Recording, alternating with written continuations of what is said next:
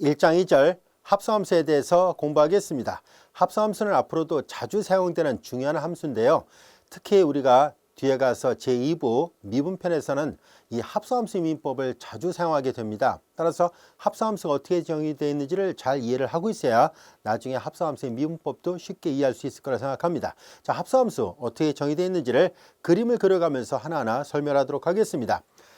정역이 x에서 y로 보내지는 함수를 f라 놓겠습니다. 또한 y에서 z로 보내지는 함수를 g라 놓아 보겠습니다. 자, 이때 우리는 이 f라는 함수하고 g라는 함수를 이용해서 x라는 이 f의 정역 안에 있는 임의 원소를 x라 썼을 때 f가 함수이기 때문에 이 x에 대한 y 안에 있는 원소가 있겠죠.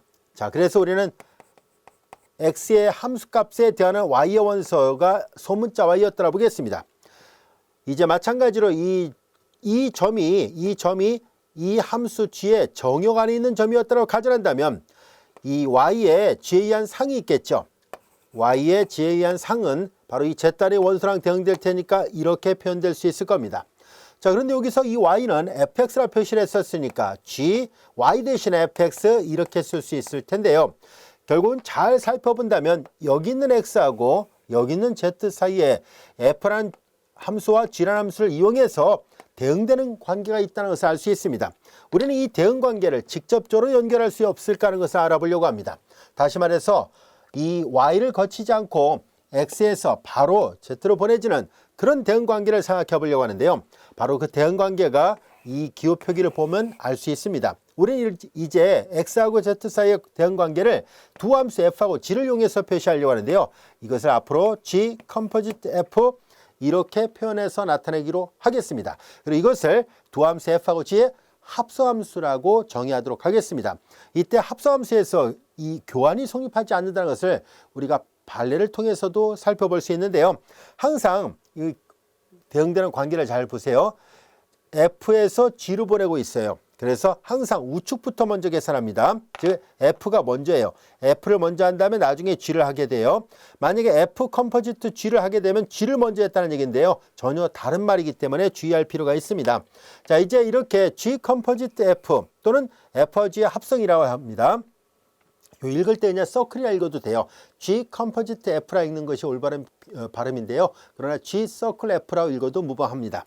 자, 이제 우리는 F하고 G의 이 합성함수에 대해서 이 함수의 정의는 결과적으로 얘랑 같은 걸로 약속을 할 것입니다. 다시 말해서 이건 정의예요. 다시 말해서 이 f하고 g의 합성함수는 연산할 때 이렇게 한다는 얘기인데요. 이 말은 곧 우측부터 먼저 계산합니다는 얘기예요. 항상 오른쪽에 있는 함수값을 먼저 계산합니다는 얘기예요. fx 그리고 나서 g를 계산합니다. 자, 이것이 이렇게 약속된 것을 우리는 두 함수 f하고 g의 합성함수다라고 정의를 합니다. 자, 그런데 합성함수의 정의를 할 때 선생님이 요거 설명할 때요. 요 y가 g의 정역 안에 있다면 이라고 가정했었죠. 이 말의 의미를 좀 더 자세하게 설명을 해보려고 합니다. 책의 그림은 그냥 간단하게 이렇게만 그려놨는데요. 조금 더 자세하게 설명했을 때 우리가 다음같이 벤더의 그림을 그려서 생각해 보도록 하겠습니다. x에서 y로 보내지는 함수가 f가 있었습니다. 이제 우리는 이 함수 f가 f가 함수였기 때문에 자, 이렇게 치역이 있겠죠. 이것은 fx 치역입니다. 이 치역은 y의 부분집합이니까 이와 같이 되어 있습니다.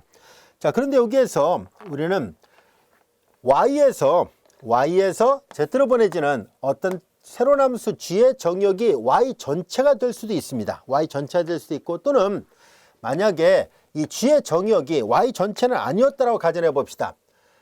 좀 더 세밀하게 자세하게 좀 다뤄보려고 합니다. 만약에 이 g의 정역이 바로 이 y가 아니라 y의 부분집합에 해당되는 이 파란색이었다라고 가정해 보겠습니다. 그러면 이 g에 의한 상은 여기 와 있겠죠. 바로 이것이 여기는 이제 요 집합을 우리가 x, y, z를 했는데 여기를 뭐라 할까요? 그냥 y 프라임이라 해볼게요. 편의상. 그러면 g, y 프라임 이렇게 되겠죠. 자, 이렇게 표시를 했는데요.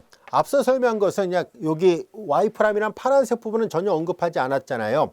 대신 아까 구두로 설명할 때 이 y가 g의 정역 안에 있다면 이라고 말했었는데요. 그걸 좀 더 엄밀하게 이런 그림을 통해서 살펴보려고 합니다. 합성함수가 정의되는 정역은 어떤 의미가 있을까 하는 것을 알아보려고 하는데요.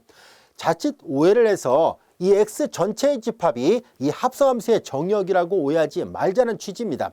비록 그림은 이해하기 쉽게 이렇게 그려놨지만 좀 더 자세하게 살펴본다면 이 그림 갖고 설명하려고 합니다. 함수 f의 정역은 x 전체가 맞습니다. 그러나 합성함수 g 컴포지트 f의 정역은 x 전체일 수도 있지만 그렇지 않을 수도 있다는 것을 말하려고 합니다. 이 그림을 보면 그걸 좀 더 명확하게 이해할 수 있을 텐데요. 자, 여기에서 우리는 잘 볼까요? 여기에 보면은 요게 노란색 fx 안에는 파란색 안에 들어가 있는 부분도 있죠. 파란색 안에 들어가 있는 부분도 있고 파란색에 속하지 않는 부분도 있다는 것을 알 수 있습니다. 자, 그렇다면 우리는 이제 다음같이 생각해 보려고 합니다. 바로 요 노란색 fx, 함수 f에 의한 x의 치역 중에서 파란색 y' 안에 교집합, 즉 속하는 그런 것들만 모아놓은 집합을 따로 생각해 보려고 합니다. 바로 그런 집합을 따로 생각해서 그 집합을 X'이라 해보겠습니다. 바로 이 초록색 부분의 원소들이 바로 이 주황색으로 빗금친 영역으로 사상된다라고 가정하고요. 초록색을 벗어난 나머지 점들이 이쪽으로 사상된다라고 보겠습니다. 여기 위로요. 여기 이제 요 노란색 빗금친 부분은 얘네들이 사상되는 것이라고 가정해 보겠습니다. 자, 그러면 합성함수의 정역은 어떻게 돼야 됩니까? 라는 얘기인데요. 바로 합성함수의 정역은 다음과 같이 되어 있습니다. 자, 여기에 보면은 여기에 X'의 상은 이제 여기 있죠. 이걸 다시 덧칠해서 볼게요. 바로 요거란 말이에요. X'의 상이 요건데요. 이 안에 있는 원소들은 당연히 1로 들어가겠죠. 그러나 여기 있는 원소들은 바로 F의 원상이 없습니다. 왜냐하면 여기는 대응되는 값이 없는 상태예요. 자, 그래서 이 합성함수가 정의되는 정역은 어떻게 돼야 됩니까 하면 여기도 써놨죠. fx하고 g 컴포지트 f가 모두 정의될 때 이 합성함수가 정의됩니다. 이게 그게 무슨 말이냐면은 바로 x 전체 집합이 합성함수의 정역이 아니라는 뜻이에요. 바로 물론 예문에 따른 x 전체의 집합이 이 합성함수의 정역이 될 수도 있지만 좀 더 자세하게 살펴본다면은 바로 이렇게 초록색으로 표시했던 X' 안의 원소들에 대한 상이 요 주황색으로 오겠죠. 그리고 요 주황색 안에 있는 원소들이 바로 보라색으로 다시 표시해 볼게요. 주황색 안에 있는 원소들이 바로 요 안으로 사상이 됩니다. 자, 그러니까 바로 합성함수라는 것은 바로 요 초록색 안에 있는 원소와 보라색 안에 있는 원소 Z에 대응되는 것을 말하고 있기 때문에 합성함수가 정의되려면은 즉 G 컴포지트 F라는 이 함수가 정의될 때 요 X는 어디 있어야 됩니까 하면은 X 전체의 집합이 아니라 바로 이 초록색으로 표시했던 요 초록색 X라는 얘기예요. 아시겠죠? 그리고 이 상은 어디로 옵니까 하면 바로 이 보라색 Z로 온다는 얘기예요. 이 안에 있는 모든 Z로 온다는 얘기가 아니라 바로 이렇게 대응이 돼야 됩니다라는 얘기예요. 이것이 바로 합성함수가 정의되는 모양이에요. 합성함수가 정의되려면은 바로 fx도 있어야 되고 이 fx의 상도 다시 정의가 돼 있어야 돼요. 요 fx도 정의되고 바로 fx의 g에 의한 fx의 상도 정의되어 있어야 되니까 결과적으로 합성함수의 정역은 이 x 전체가 아니라 요 초록색 집합이 돼야 된다는 것 이해할 수 있겠죠? 잘 구별해야 됩니다. 물론 합성함수의 정역을 물어보는 문제가 아주 빈번하게 출제되거나 그러지는 않습니다. 그러나 실제로 아주대학교 시험 문제, 예전 시험 문제에서 이 합성함수의 정역을 묻는 문제가 출제된 적이 한번 있어요. 그래서 합성함수의 정역은 이렇구나라는 정도로 그냥 가볍게라도 이해를 하고 가시기 바랍니다. 자, 이제 어떤 의미인지 알 수 있겠죠?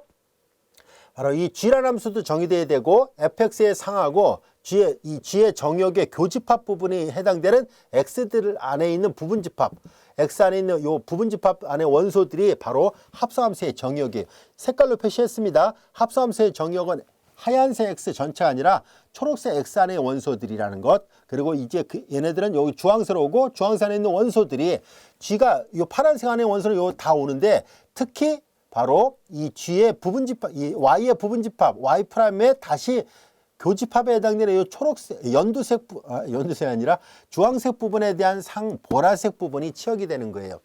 구별이 되죠? 그림으로 잘 구별하세요. 이것이 바로 합성함수의 정역이 어딘지를 설명하고 있습니다. 이 문장이 말하고자 하는 바는 바로 그 뜻이에요. 자, 그래서 이런 문제를 절대로 혼돈할 필요가 없다는 것을 강조하기 위해서 혼동해서도 안 되고요. 잘 구별하자는 취지에서 예제 1번의 문제를 살펴보겠습니다.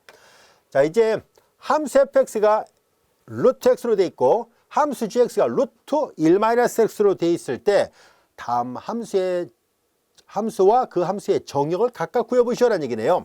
자, 예제 1번의 문제를 보겠습니다. f 컴포지트 g예요. 자, 이제 그럼 우측부터 계산한다 했었으니까 fgx가 되고요. gx의 정역으로 gx는 정의 자체가 루트 1-x로 돼 있죠. 그리고 함수는요, 얘가 입력되는 이 독립변수 이게 입력되는 변수고 이게 출력되는 변수예요. 그러니까 얘가 독립변수의 결과가 이렇게 나온다는 얘기인데요. x가 입력되면 루트를 씌워서 나온다는 뜻이에요. 얘가 입력이 됐으니까 나올 때 루트를 씌워야 되니까 루트의 루트란 얘기거든요. 이거는 보통 1-x에 요 2분의 2분의 했으니까 이거 4분의 1승이에요. 4제곱권을 뜻하는 거예요. 다시 쓰면 4제곱권 이렇다는 얘기입니다. 자, 이렇게 여기가 짝수 제곱근이잖아요. 2는 보통 안 쓰기로 하고요. 이렇게 4부터 씁니다. 4, 6, 8 이렇게 짝수 2, 4, 6, 8 이렇게 짝수 제곱근일 때는 이 루트 안에 있는 값이 항상 0보다 크거나 같아야 돼요. 1-x가 0보다 크거나 같아야 되니까 x는 1보다 작거나 같아야 됩니다. 이것을 그냥 간단하게 표시한다면 우리가 여기가 마이너스 무한대보다 크고 1보다 작거나 같아. 보통 이렇게 표시를 하게 됩니다. 이 구간 표시는 제2부 미분편에서 연속 함수를 설명할 때 윗부분에다가 잠깐 설명해놨으니까요. 혹시라도 이 구간이 낯선 학생들은 우리 교재 일변수 함수의 미분적분화 3권 제2부 파트 2에 그 보면은 연속 함수를 그 설명한 절 맨 윗부분을 참고하시기 바랍니다. 자, 그래서 여기가 이 함수의 정역에 해당됩니다. 이렇게 표시해도 좋고요. 또는 마이너스 무한대보다 크고 1보다 작거나 같다. 이렇게 표현해도 무방합니다. 실수의 집합에는 무한대는 포함되지 않습니다. 그래서 여기다 등호를 쓰면 안 돼요.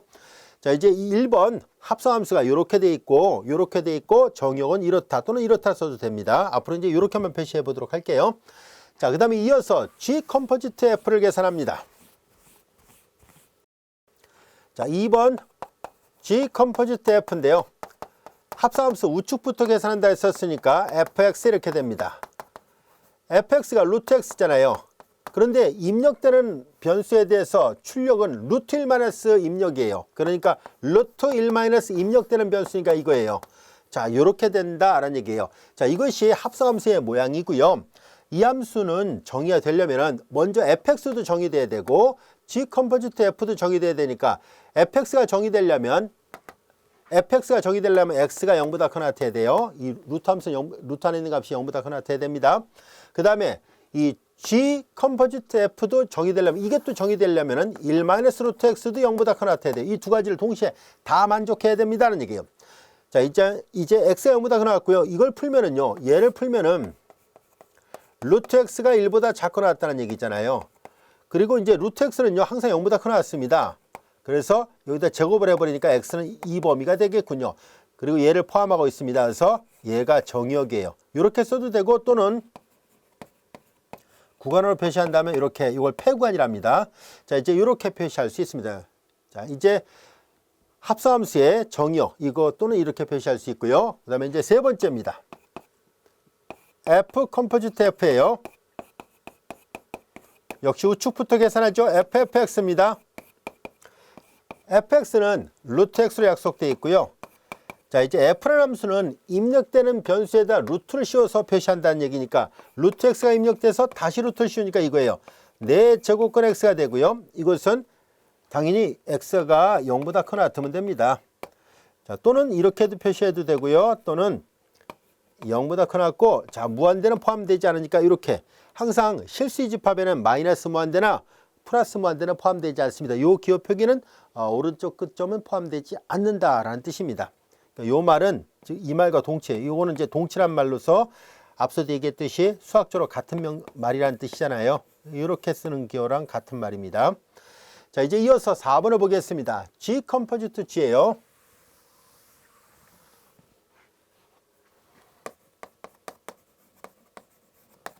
자, 우측부터 계산합니다. G, GX죠. 자, 이제 g는 루트 1, 여기 보다시피 gx는 루트 1 마이너스 x예요. 루트 1 마이너스 x인데 이 g라는 함수는요, 입력되는 변수를 1에서 빼서 루트 씌우라는 얘기잖아요. 이게 입력되는 변수였거든요. 이렇게 하라는 얘기예요. 루트 1 마이너스 입력되는 변수예요. 자, 그런데 이게 합성함수가 정의되려면 얘도 0보다 크나 같고 얘도 0보다 크나 같아야 돼요. 동시에 다 만족해야 됩니다. 얘가 0보다 크나 같아야 되니까 이렇게 되죠. 즉 x는 1보다 작거나 같아야 된다는 조건을 만족해야 합니다. 그리고 얘도 0보다 크나 같아야 되잖아요.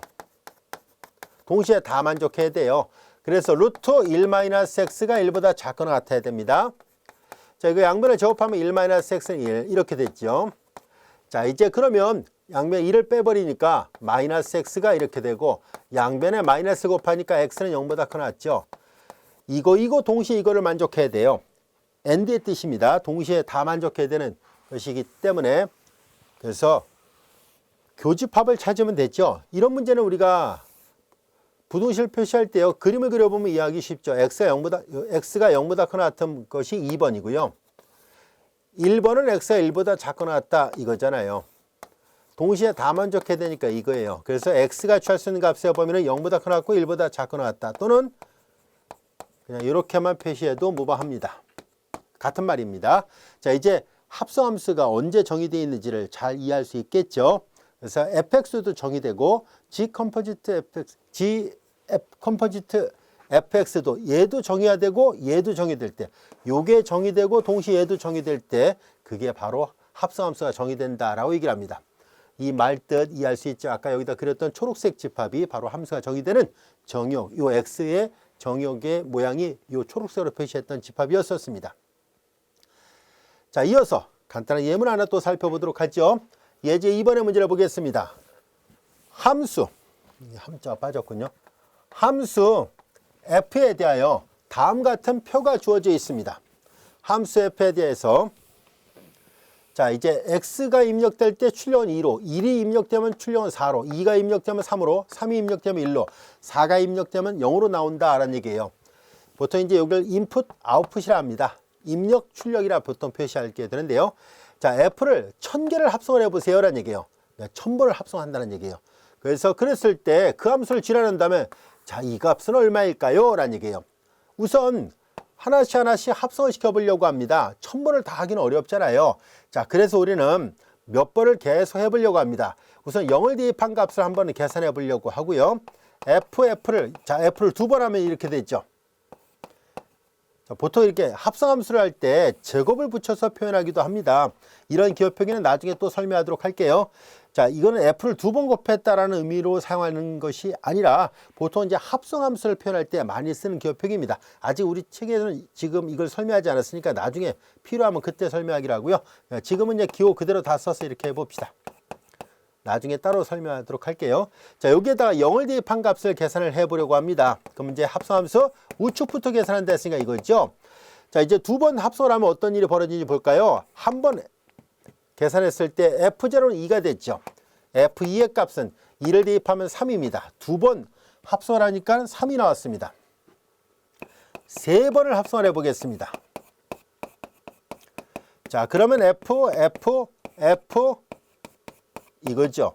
자, 2번 합성한 것이 3이었다는 걸 방금 전에 확인했으니까 F3을 계산해 봅니다. 3일 때 1이 나오는군요. 3번을 합성하니까 1이 나왔습니다. 이번엔 4번을 합성하도록 하죠. 4번을 합성해서 여기다 0을 대입하겠습니다. 자, 이제 3번을 한 거는 방금 전에 계산을 했습니다. 그래서 이 3번을 합성한 것은 바로 1이었기 때문에 1에 대한 함수값은 4로 나오는군요. 자, 4번 합성하니까 4가 나왔고요. 이제 하나를 더 해보도록 하겠습니다. 5번을 한번 해보려고 합니다. 이런 유형의 문제는 몇 번 하다 보면 순환되는 문제예요. 왜냐하면 여기 나온 결과를 잘 보세요. F0은 2가 됐고요. F0은 2가 나왔고 3, 1, 4죠. 자, 이제 2, 3, 1, 4, 2, 3, 1, 4까지 다 나왔어요. 한 번만 더 해볼게요. F를 5번을 합성합니다. 그러면 자, 이제 4번을 합성한 거 F 하나 둘 셋 4번을 합성한 것은